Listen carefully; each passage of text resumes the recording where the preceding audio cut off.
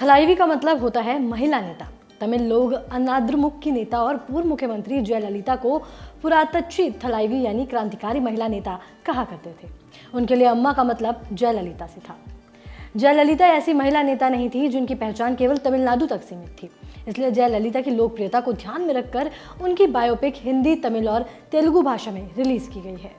जयललिता की जिंदगी के कई पहलू हैं, जिसमें मुश्किल है, जीत है तो हार भी है, आलोचनाएं हैं और इल्जाम भी।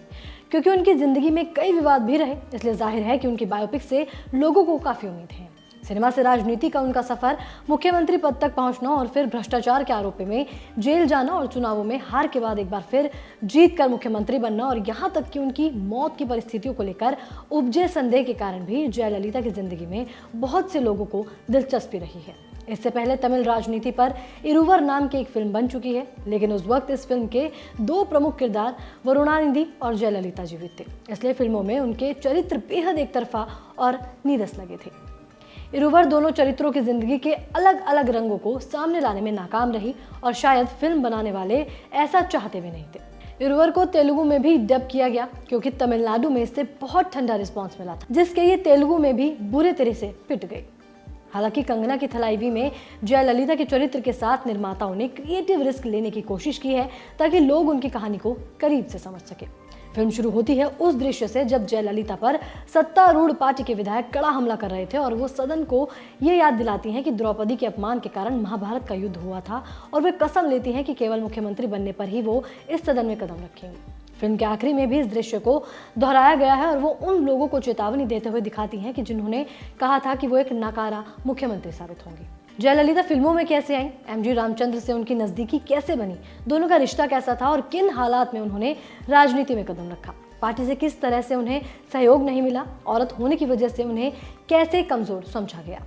कंगना की थलाइवी में जयललिता की जिंदगी इन घटनाओं को प्रमुखता से दिखाया गया है, या यूं कहें तो सलीके से पर्दे पर उतारा गया है। क्योंकि एक फिल्म है, इसलिए घटनाओं को दिखाने में काल्पनिकता का सहारा लेने की जरूरत समझ में आती है। एक सुपरस्टार जो अपने स्टारडम को वोटों में बदल रही थी, मुख्यमंत्री बन जाती हैं। एक अभिनेत्री जिसे हाफ निकर डांसर यानी छोटे कपड़ों में नाचने वाली कलाकार कहा जाता था, वो किस तरह से लोगों के मन में अपनी छवि बदलती है और राज्य का नेतृत्व संभालती हैं। ये दोनों अलग अलग बातें हैं, लेकिन वो जयललिता ही थी जिन्होंने इसे कर दिखाया था। जिंदगी की जन उबड़ खाबड़ पगडंडियों पर चल रही जयललिता मुख्यमंत्री पद के मुकाम पर पहुंची थी। उसमें उन्हें समाज के प्रति सत्तात्मक ढांचे की चुनौती से किस तरह से लड़ना पड़ा था, कंगना की थलाइवी उनकी जिंदगी के इस पहलू को बस छूकर निकल गई है। जयललिता के चरित्र को साकार करने में कंगना ने मेहनत की है और काफी हद तक वो कामयाब भी रही है।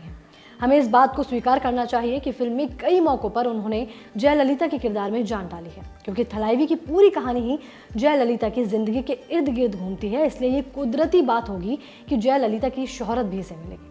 थलाइवी को कंगना की वजह से जितना प्रचार नहीं मिलेगा, उससे कहीं ज्यादा प्रचार कंगना को थलाइवी के कारण मिलेगा। एमजीआर की भूमिका में अरविंद स्वामी भी जमे हैं। अगर इस फिल्म में किसी एक एक्टर को अपने अभिनय के लिए सबसे ज्यादा नंबर मिलेंगे तो वो है अरविंद स्वामी। यहाँ तक कि तमिल दर्शकों को जयललिता के रोल की तुलना में अरविंद स्वामी का चरित्र ज्यादा अपील करेगा। ऐसा लगता है कि जैसे उन्होंने एमजीआर के बीते दौर को पर्दे पर जीवंत कर दिया हो। एमजीआर और वरुणानिधि के राजनीतिक मतभेदों पर यह फिल्म रोशनी नहीं डालती है, क्योंकि इंटरवल तक यह फिल्म जयललिता और एमजीआर के संबंधों की कहानी ही बयां कर रही होती है।